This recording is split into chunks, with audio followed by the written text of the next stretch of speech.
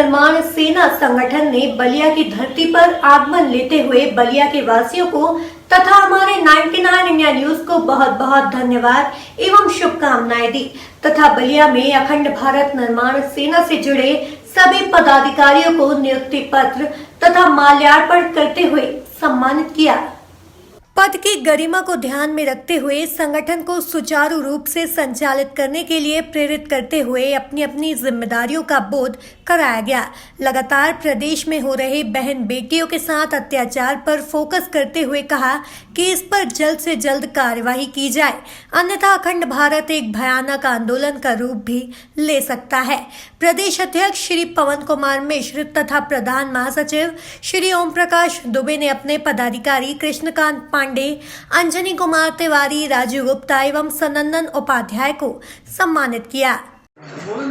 मैं 99 India news से संवाददाता सनंदन उपाध्याय। बलिया जिला में आज अखंड भारत का प्रवेश हुआ है। आइए जानते हैं इस प्रवेश का उद्देश्य क्या है। सर, आपका क्या नाम है? जी, हमारा नाम श्री पवन कुमार मिश्रा। मैं अखंड भारत निर्माण सेना का प्रदेश अध्यक्ष हूँ। अच्छा सर, ये जो अखंड भारत का निर्माण आप लोगों के द्वारा किया गया, इसका क्या मुख्य उद्देश्य है? इस निर्माण का जो अखंड भारत का निर्माण हुआ, इस परिषद से क्या तात्पर्य है? क्यों इसका निर्माण किया गया है? अखंड भारत का निर्माण का मतलब है भारत को जो खंड किया गया था, और वो भी सिकंदर ने खंडित किया था भारत को। तो चाणक्य जी का सपना था कि हम एक अखंड भारत का निर्माण करें, जिसमें सभी लोग एक अखंडता के साथ रहें, एकता के साथ रहें और सद्व्यवहार सभी में हो और सभी में प्रेम हो, सौंदर्य हो। इस पर्पज से इस अखंड भारत निर्माण सेना का निर्माण हुआ है। और हमारा मुख्य उद्देश्य आरक्षण है।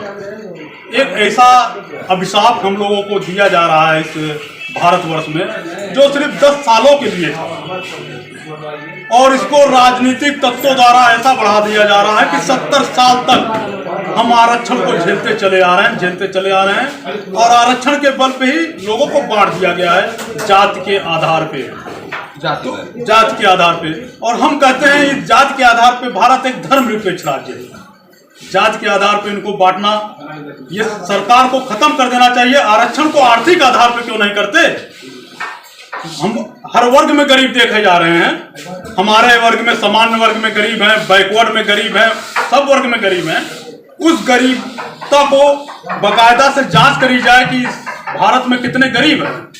उस गरीब के आधार पर उनको आरक्षण दिया जाए। प्रति व्यक्ति, हर वर्ग को, हर आर्थिक आधार पे हर वर्ग को मिलना चाहिए। ये नहीं हम सामान्य वर्ग को 10% एक लॉलीपॉप दे दिया गया, लीजिए 10% पे आरक्षण। ये क्या तरीका है? हमें आरक्षण नहीं चाहिए, हमें समानता का कानून चाहिए और आरक्षण जो है आर्थिक आधार पे चाहिए और गरीबों के लिए चाहिए। हमको नहीं चाहिए आरक्षण, हम नहीं चाहते। अरे रामविलास पासवान चले गए, इसको 9वीं सूची में डाल रहे थे, अच्छा हुआ चले गए। ये अच्छा हुआ चले गए, नहीं को ये पूरे भारत को बांट देते जाति पातिता के आधार पे, और हम सामान्य वर्ग के और भी वर्ग के लोग सिर्फ पीछे के पीछे ही रह जाते। 10 वर्षों के लिए बना हुआ आरक्षण इसलिए था कि ये पीछे के लोग हमारे वर्ग में बराबर पे आ सके। और हम तो हमेशा कहते हैं कि सब आए एक साथ, समानता के साथ आए, प्रेम से रहें। ये हमारा मुख्य उद्देश्य है। जैसा कि आप देख रहे हैं कि अखंड भारत, यानी कि जो भारत को खंड कर दिया गया था, उसको एकता के रूप में फिर से परिवर्तन लाने के उद्देश्य से इस परिषद का निर्माण किया जा रहा है। सर, आपका नाम? हमारा नाम ओम प्रकाश दुबे है। आपका क्या पद है इस परिषद में? हमारा हम प्रधान महासचिव के तौर पे जो है चयनित हुए हैं। आप इस परिषद को किस प्रकार से बढ़ावा देना चाहते हैं? हम चाणक्य के विचारधाराओं के अनुरूप हम लोग चलेंगे और हम लोगों के संगठन का मुख्य उद्देश्य है भारत जो अखंड है उसको अखंड रहना चाहिए।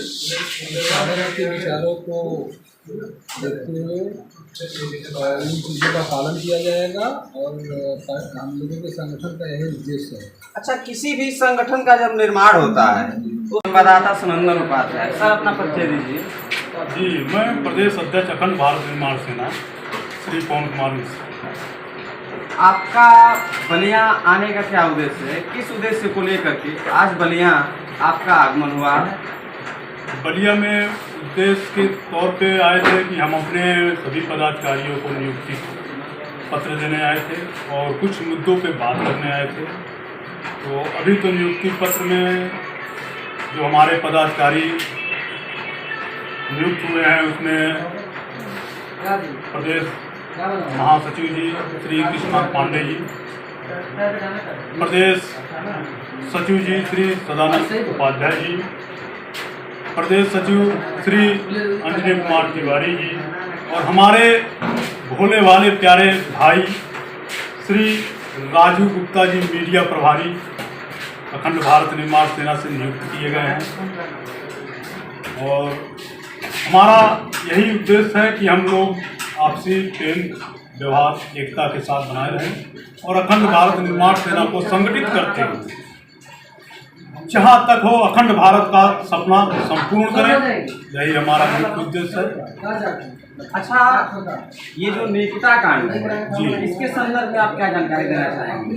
आपकी क्या मांग है, क्या राय है, क्या मांग? हमारी मांग यही है, जिस तरह से नीता बहन जी के साथ अनर्गल हुआ है, उन नीता बहन को न्याय मिलना चाहिए और उन हरामजादों कुत्तों को सजा होनी चाहिए, वो भी फांसी की। जिस तरह से कहा जाता है भाजपा ये हिंदूवादी है, तो हिंदूवादी है, केंद्र में बैठी है, तो उन अत्याचारी उन अनामिका जी के ऊपर जो गोलियां चलाए हैं उनको सजा दी जाए। उनकी हमारी यही मांग है कि उनको सख्त से सख्त कार्रवाई की जाए और उनके पीड़ित परिवार को मदद की जाए। नहीं तो हमारा अखंड भारत निर्माण सेना ऐसा आंदोलन महाआंदोलन करने के लिए आक्रोशित हो जाएगा कि बीजेपी को धरातल से नीचे भी गिरना पड़ सकता है, क्योंकि हम अखंड हैं और प्रचंड हैं।